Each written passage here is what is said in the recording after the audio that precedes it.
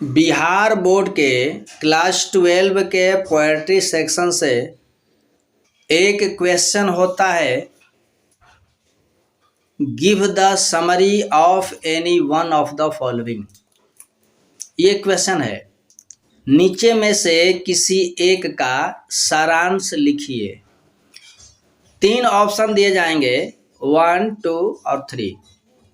इन 3 में से किसी एक का सारांश लिखना होता है और ये क्वेश्चन 5 नंबर का पूछा जाता है। इस प्रश्न को हल करने के लिए मैं इम्तियाज़ अहमद अपने YouTube चैनल ITZ इंग्लिश पर आपका स्वागत करता हूं। आज के इस क्लास में हम लोग सॉन्ग ऑफ माई सेल्फ के समरी को देखेंगे। अब तक आपने मेरे चैनल को सब्सक्राइब नहीं किया हो तो आप मेरे चैनल को सब्सक्राइब कर लें, बेल आइकन को प्रेस कर लें ताकि फर्दर नोटिफिकेशन मिलता रहे और साथ ही साथ आप कमेंट करते चलें। आइए समरी का सारांश देखते हैं। पहला पैराग्राफ है, song of myself is a nice poem. Song of myself एक सुंदर कविता है। It is written by the great poet Walt Whitman. यह महान कवि वाल्ट विटमैन के द्वारा लिखा गया है। He is called the people's poet. उन्हें लोगों का कवि कहा जाता है। This poem is taken from his best creation leaves of grass. यह कविता उनकी बेहतरीन रचना लीव्स ऑफ ग्रास से ली गई है। ये समरी का पहला पैराग्राफ है। ठीक है, इसको लिखने के बाद आप दूसरा पैराग्राफ कुछ इस तरह से शुरू करेंगे। Here he talks about the ideas of self. यहाँ वह खुद के विचारों की बातें करते हैं। हेयर ही टॉक्स, यहाँ वो बातें करते हैं।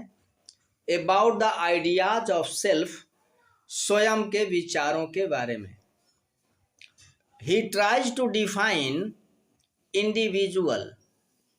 इंडिविजुअल का मतलब होता है व्यक्तिगत, निजी। डिफाइन का मतलब हुआ परिभाषित करना। He tries to define individual, वह व्यक्तिगत को परिभाषित करने की कोशिश करते हैं। ही इंजॉयज, वह आनंद लेते हैं। बाय सिंगिंग एंड सेलिब्रेटिंग, गा करके, उत्सव मना करके। किसको? हिमसेल्फ, खुद को, कि वह खुद को गा करके, खुद का उत्सव मना करके आनंद लेते हैं। He wanders here and there. Wander का मतलब होता है भटकना। मूव एमलेसली, बिना उद्देश्य का इधर उधर घूमना। ठीक है, he wanders here and there, वह इधर उधर भटकते हैं। He says that religious concepts are hindrance. Religious का मतलब धार्मिक,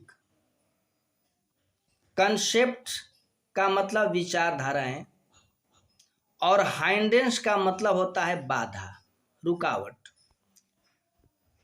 ही सेज, वो कहते हैं, दैट रिलीजियस कंसेप्ट्स, वो कहते हैं कि धार्मिक विचारधाराएं आर हाइंड्रेंस, बाधा होती हैं, रुकावट होती हैं। स्टिल, फिर भी, they can not be forgotten, फिर भी उन्हें भूला नहीं जा सकता। यानी कि धार्मिक जो विचारधाराएं हैं, हम इन्हें कभी भूल नहीं पाते हैं। ये रहा आपके समरी का दूसरा पैराग्राफ। अब आइए तीसरे पैराग्राफ को समझते हैं। आपके समरी का अंतिम पैराग्राफ कुछ इस तरह से होना चाहिए। He explains that all men have been created same. वह एक्सप्लेन करते हैं, एक्सप्लेन का मतलब वर्णन करना। वह वर्णन करते हैं that all men have been created same, कि सारे मनुष्य एक जैसे क्रिएट किए गए हैं, एक जैसे बनाए गए हैं। Due to this similarity, similarity का मतलब होता है समानता, एक रूपता, और ड्यू टू का मतलब के कारण, ये फ्रेज है। ड्यू टू दिस सिमिलरिटी, इस समानता के कारण, एवरीवन कैन डू, हर कोई कर सकता है, एज द पोएट डज, जैसा कि कवि करता है। जैसे कवि अपने आप को सेलिब्रेट करता है, अपने आप को गाता है, ठीक है, उसी बात को आप इस तरह से लिख सकते हो कि ड्यू टू दिस सिमिलरिटी, इस समानता के कारण, everyone can do as the poet does, हर कोई वैसा ही कर सकता है जैसा कि कवि करता है। ही डजंट हेजिटेट, हेजिटेट का मतलब होता है हिचकना, वह हिचकता नहीं है, क्या करने से, टू स्पीक, बोलने से, वह बोलने से हिचकता नहीं है, इन एनी कंडीशन, किसी भी परिस्थिति में, ठीक है।